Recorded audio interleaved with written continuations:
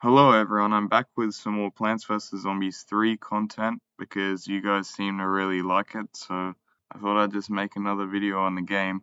I'm going to be ranking all of the plants from the Plants vs. Zombies 3 soft launch that was in September, I believe, and I'm going to be putting them into a little tier list here. And keep in mind that none of the plants are actually ranked yet. I just put them on the side so I can move them over to their ranks later. So before we start, remember to like and subscribe if you enjoy the content and want to see more stuff on Plants vs. Zombies 3, and let's begin. Starting off with the Peashooter, I'm going to put Peashooter into A tier. The reason why Peashooter is probably A tier is because it's the only ranged plant that you have, accessible to you in the soft launch, and that's obviously useful because otherwise you'd be depending on stuff like bonk, choy and the insta-kill plants to destroy all the zombies. Sometimes a Peashooter is just the most reliable option. It's 2 sun, of course, which is a bit cheap compared to the other ones, especially bonk choy. So yeah, Peashooter is just reliable ranged attacker. And what's holding it back from the S tier is because later on in the game, when you start facing a lot of bucket heads, the Peashooter quickly becomes overwhelmed by bucket heads because it can't defend from them on its own. So you need at least about, I think, 3 Peashooters to stop a bucket head. And then when all the hordes of bucket heads start coming out, one Peashooter alone can't really do much. But still, great plant, A tier. Next up is going to be the sunflower, and sunflower's obviously got to be S tier. Without the sunflower, you just simply wouldn't be able to plant near as many other plants, and of course it is the only sun producer in this early version of the game, so S tier for the sunflower. I don't think I need to explain why. I've basically already done it, so yeah. Sunflower S tier. Next up is going to be the walnut, and I think walnut also deserves S tier with the sunflower. So in the soft launch, in the 50 levels there are, you can only go so many levels where you can just spam Peashooters, but eventually you need to start defending yourself. When the coneheads and bucketheads start coming out, the walnut is actually a really reliable way of keeping them away from your plants. And also when combined with the bonk choy, walnut can also be extremely useful for defeating zombies as well. Without Walnut, the soft launch would have probably been a lot harder, and I think it's well deserved of S tier for that reason. Just a great utility plant. So as a nice little segue, I think we'll actually move on to the bonk choy now, and I think bonk choy is S tier.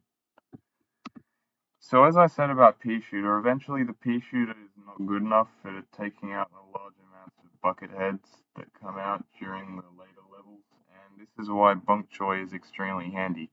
As I said about walnut, when in combination with the bonk choy, it's actually really effective for taking out zombies.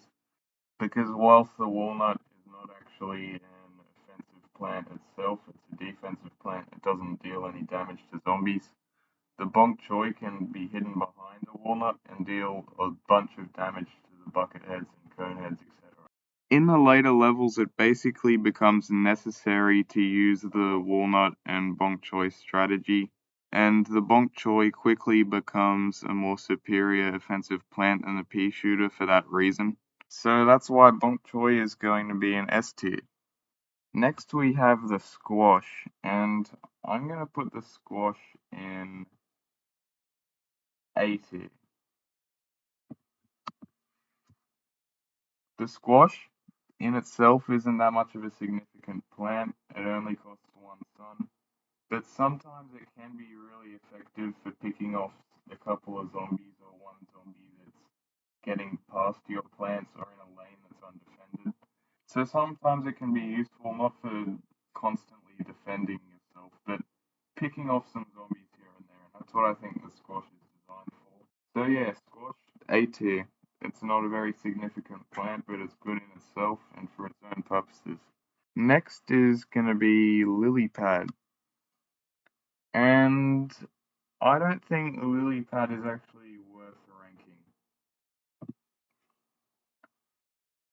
So I'm just gonna move lily pad off of the tier list altogether.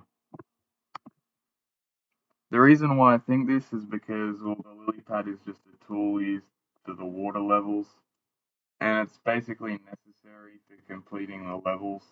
Although you might be able to beat a few of the water levels without lily pads, but for their own use, they're just a tool. They're not really like other plants that, of course, can be planted on lily pads. So, I don't know, just a weird one. I'll leave it off the two list. So, next is going to be Tangle Kelp, and I think Tangle Kelp is also going to be an A tier. The Tangle Kelp is basically just like the squash. It can't fend off all the zombies and be really offensive like the Peashooter and the bonk choy, but the Tangle Kelp can pick off zombies here and there and insta-kill bucket heads, which can be really useful just like the squash. So yeah, just A tier, good plant. Now next up is going to be the chili bean, and you're probably expecting me to also put the chili bean in A tier with the Tangle Kelp and squash. But I'm going to put the chili bean in S tier. The chili bean, as you may know, can insta-kill a gargantua. If a gargantua smashes a chili bean, it'll instantly die. I think this is some kind of mistake from the game developers because it's ridiculous. It's never been like this in Plants vs. Zombies 2, and I wouldn't expect it to be like that, but for one son, chili bean taking out a gargantua, it's one of the only effective ways of taking out a gargantua, if not the only one. Apart from that gargantua usage, the chili bean's okay. It can buy some time by stunning the zombies and of course killing a zombie. But without the gargantua strategy, you would probably see the chili bean in A tier, maybe even B tier. But since it can take out a gargantua, which is incredibly useful in the last 3 levels, I'm going to put it in S tier. Now, before I end the video, I just want to tell you why all of these plants are so high in the tier list, and you've probably thought that yourself. So, Plants vs. Zombies 3 only has these plants and lily pad.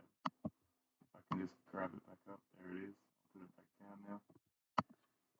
The reason why it only has these 8 plants is because so far it's just been, kind of a test, a soft launch, beta, whatever you want to call it, just to test the waters, kind of, and give an idea of the good parts of the game and the bad parts of the game for the game developers so that they can improve it before the final release.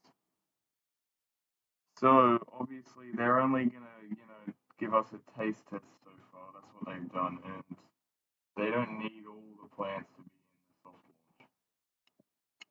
So it's pretty easy to identify that there's basically only one plant for each use. Like the sun producer is sunflower, the ranged attacker is Peashooter, and the close attacker is a bonk choy. Walnut's like defensive. The other three are just insta kill plants and with slightly unique uses. But the point I'm trying to get across here is that each plant can't really be compared directly with each other because they all have their own separate uses. Take, for example, Plants vs. Zombies 2. Sunflower definitely wouldn't be S tier because there's also Twin Sunflower, there's also Primal Sunflower, and Sunshroom. But in Plants vs. Zombies 3, so far from what we've seen, Sunflower is the only sun producer, which means, of course, it's going to be S tier because you need it. And that goes for most of the other plants here. And I've basically rated them how I think how strong they are, and I've basically ranked them on how useful they are for beating the levels.